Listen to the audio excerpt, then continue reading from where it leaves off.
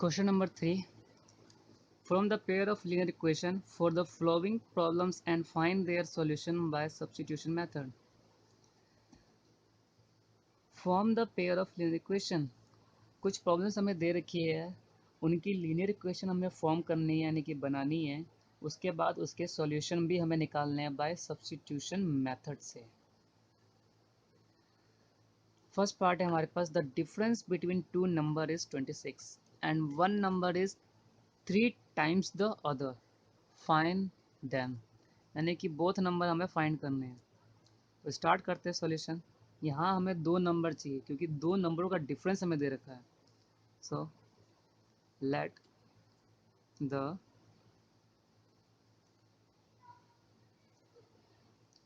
First number be x, let the second number be y.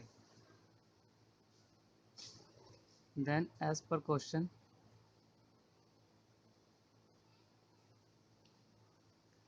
difference of these two numbers must be 26. So x minus y equals to 26.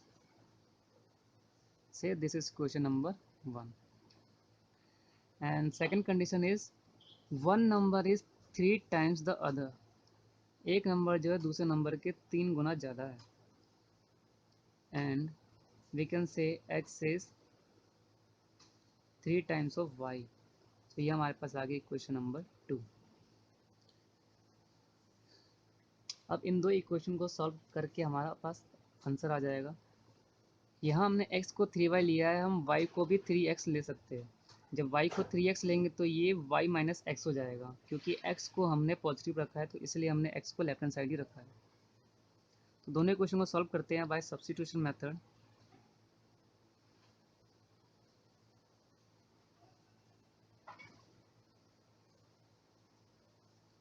Bye substitution method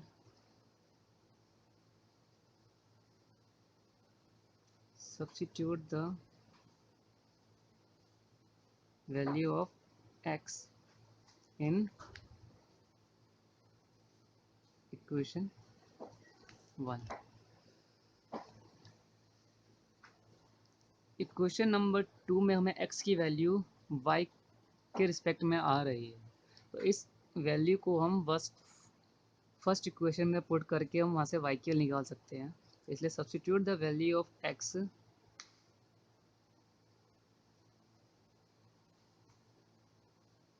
from equation 2। ये x हमने 2 से लिया है।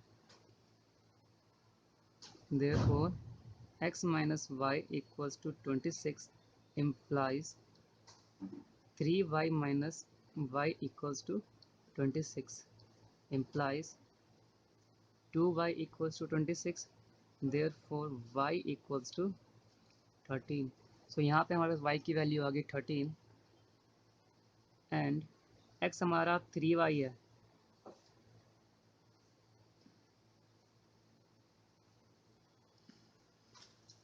Put y equals to 13 here, 3 into 13 equals to 39। यहाँ से हमारे पास x की भी वैल्यू आ गई है। तो y हमारा 13 आया और x 13 आया। इसको वेरीफाई करने के लिए चेक कर सकते हैं, जब हमने x माइनस वाई को हमने क्या डिफाइन किया था 26, राइट। तो x हमारे पास आया 39 माइनस वाई हमारे पास है 13। सो 9 में से 3 गया 6, 3 में से 1 गया 2, 26। यानी कि ये वेरीफाई है और आंसर हमारा बिल्कुल सही आया है। क्वेश्चन नंबर 3 के सेकंड पार्ट पे आते हैं। The larger of two supplementary angles exceed the smaller by 18 degrees, find them. दो सप्लीमेंट्री एंगल्स है से एक्स एंड वाई। अगर एक्स उसमें लार्जर एंगल है और वाई उसमें स्मॉलर एंगल है तो x equals to y plus 18।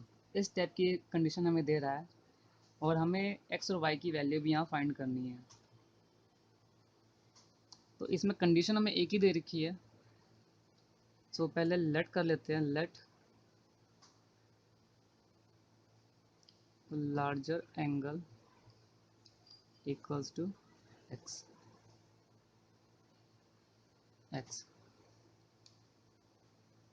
Let the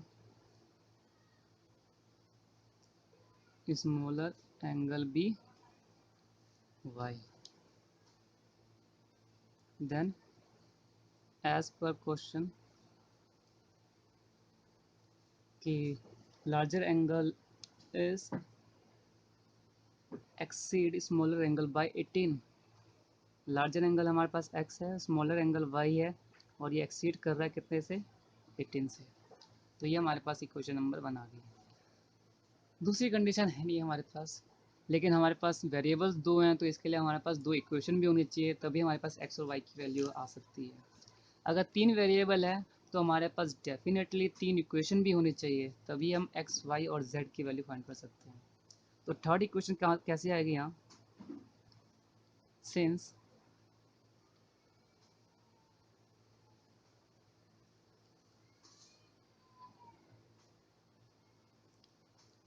both angles are supplementary, right. Already question में गिवन है कि दोनों एंगल क्या है? सप्लीमेंट्री है। इसका मतलब दोनों का सम कितना होगा? 180 डिग्री। तो ये हमारे पास इक्वेशन नंबर सेकंड बनकर आ गई। नाउ एक्स और वाई की वैल्यू निकालनी है। From equation 1 x equals to y plus 18 हमारे पास है ही। Substitute the value of x in equation second, therefore we have x plus y equals to 180 degree, implies x की जगह क्या आ जाएगा हमारे पास? y plus 18, y plus 18 plus y equals to 180 degree. 18 is also 18 degree. ये हो गया हमारे पास 2y plus 18 equals to 180, implies 2y equals to 180 minus 18, 2y equals to 2 7 162. Therefore y equals to 162 divided by 2. So this gave y equals to 81 degree. यहाँ से हमारे पास smaller angle कितना आ गया? 81 degree. First condition ये थी कि जो हमारा लार्जर एंगल है वो स्मॉलर एंगल से 18 एक्सीड कर रहा था, यानी कि 18 ज़्यादा था उसके अंदर।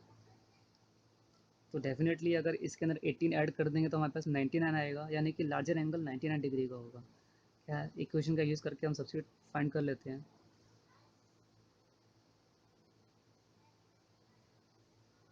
Put y equals to 81 in equation 1, और इक्वेशन 1 है हमारे पास x equals to y plus 18। y हमारा 81 आया ही है,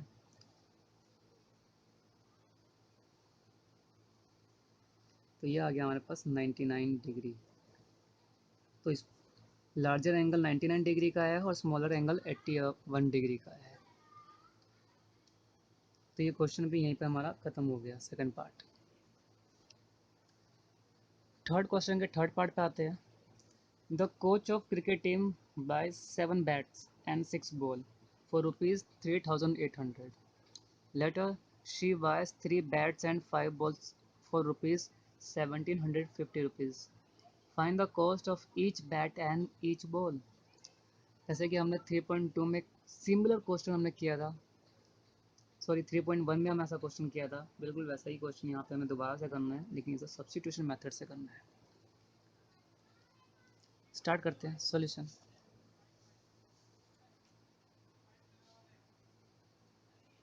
let the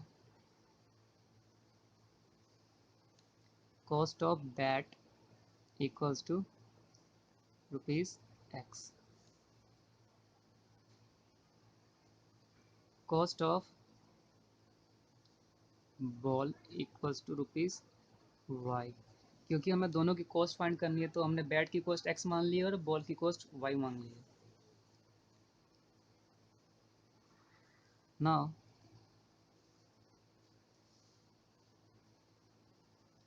age per question, coach ने 7 बैट और 6 बॉल खरीदी थी 3800 रुपीज़ की। So 7 bat 7x plus 6 ball 6y equals to 3800 rupees. Secondly उसने बाद में 3 बैट यानी कि 3x प्लस 5 बॉल यानी कि 5y खरीदी थी 1750 रुपीज़ की। तो यहाँ से हमारे पास दो इक्वेशन बनकर आ गई है। अब इन दोनों इक्वेशन को सब्स्टिट्यूशन मेथड से सॉल्व करेंगे और हमारे पास सॉल्यूशन भी आएगा।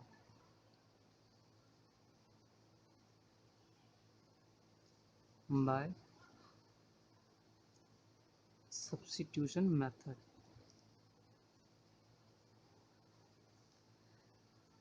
एग्जाम में जब इस टाइप का क्वेश्चन आएगा तो उसमें लिखा होगा कि इस मेथड को किस तरीके से करना है। Substitution, elimination, cross multiplication mention होंगे सारे। So from equation 1 7x plus 6y equals to 3800 rupees. मैं यहाँ से x की वैल्यू डायरेक्ट निकाल रहा हूँ।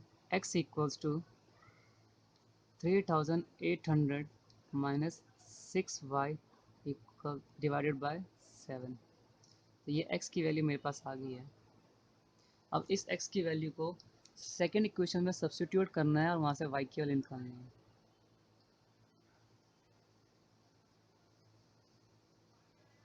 Substitute in equation 2, therefore 3 bracket 3800 minus 6y divided by 7 plus 5y equals to 1750 1750 implies LCM लेना पड़ेगा। This become 0 0 4 9 2 11 11,400 minus 18y plus 35y divided by 7 equals to 1750 implies 11,400 plus अब 35 में से 18 गया हमारे पास,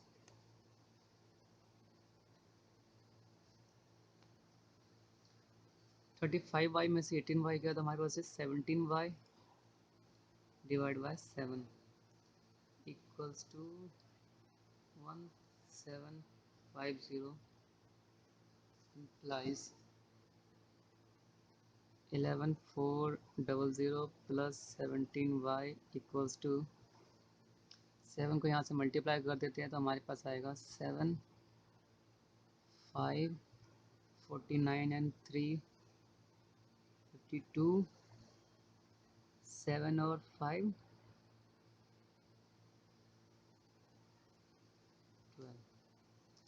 12 12,250 implies 17y equals to 12,250 minus 11,400 y equals to आ गया हमारे पास 0 5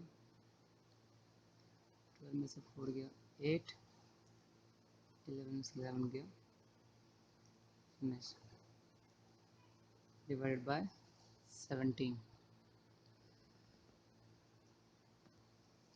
सो 17 5 ज़ा 85, तो ये आ गया हमारे पास 50। तो y की वैल्यू आ गई यहाँ से हमारे पास 50। अब इसका यूज़ करके हम यहाँ से x की वैल्यू निकाल सकते हैं, वो भी निकाल लेते हैं।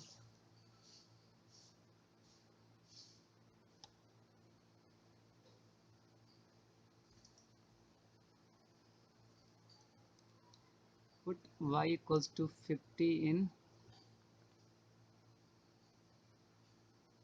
Equation third. इस वाली इक्वेशन को थर्ड कर लेते हैं क्योंकि इक्वेशन 1 से ही ड्राइव होके आई है। तो यहाँ से x की वैल्यू आ जाएगी x equals to 3800 minus 6 into 50 divided by 7 equals to 3800 minus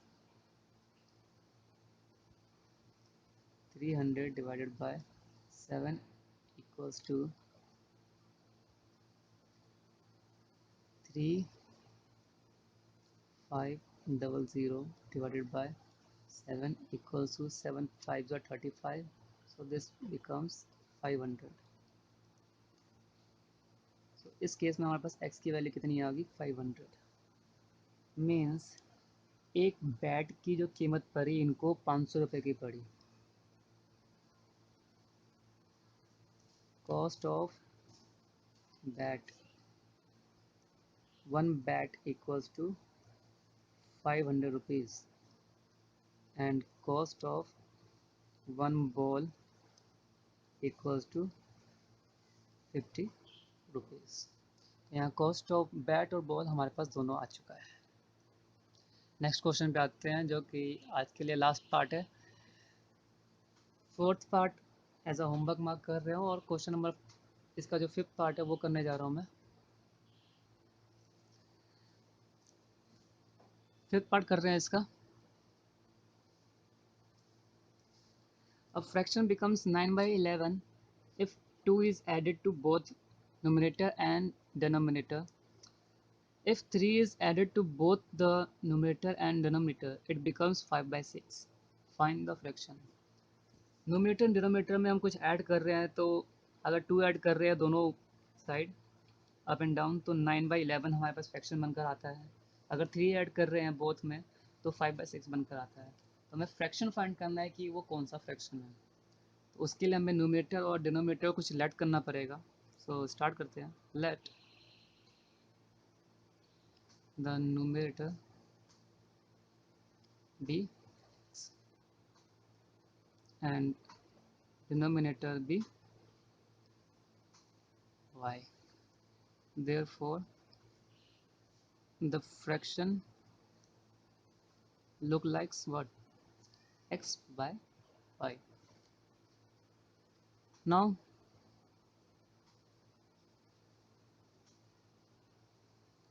as per question, जब हमने न्यूमरेटर डिनोमिनेटर में 2 ऐड किया means x plus 2 divided by y plus 2 gives 9/11.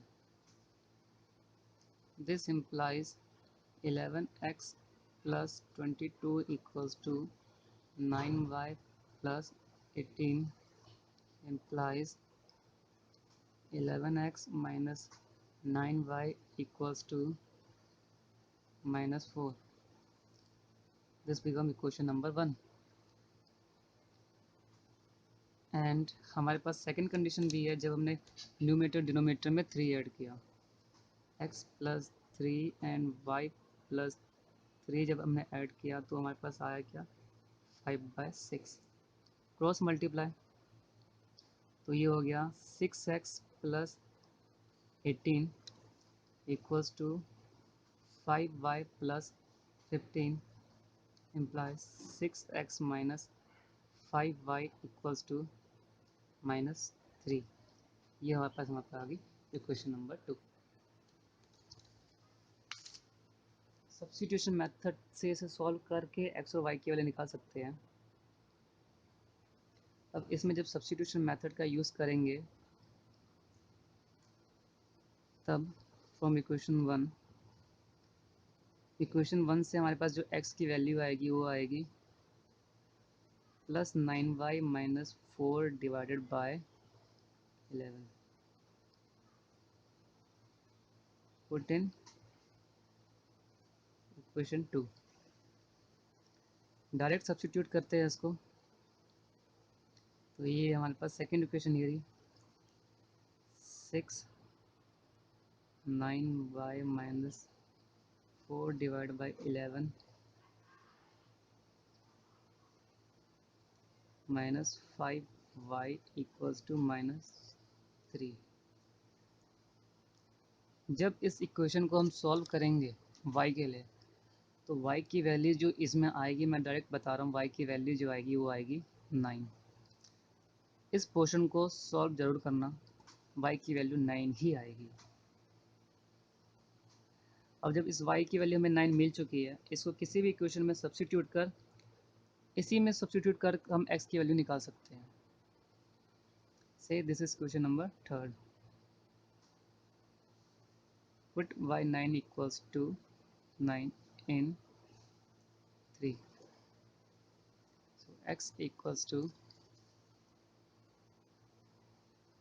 9 into 9 - 4 divided by 11 = 81 minus 4 divided by 11 becomes 77 divided by 11, therefore x = 7। तो y9 आया हमारे पास और x क्या आया 7। therefore मैं बताना था कि फ्रैक्शन किस टाइप का होगा। फ्रैक्शन हमारा क्या था x डिवाइड बाई वाई, तो फ्रैक्शन हमारा क्या होगा 7/9। दोनों में अगर 2 ऐड करेंगे तो 9/11 बन जाएगा। तो आज की क्लास के लिए इतना ही, बाकी जो 2 पार्ट बच गए हैं 4th और 6th वो होमवर्क में है। Thank you for class.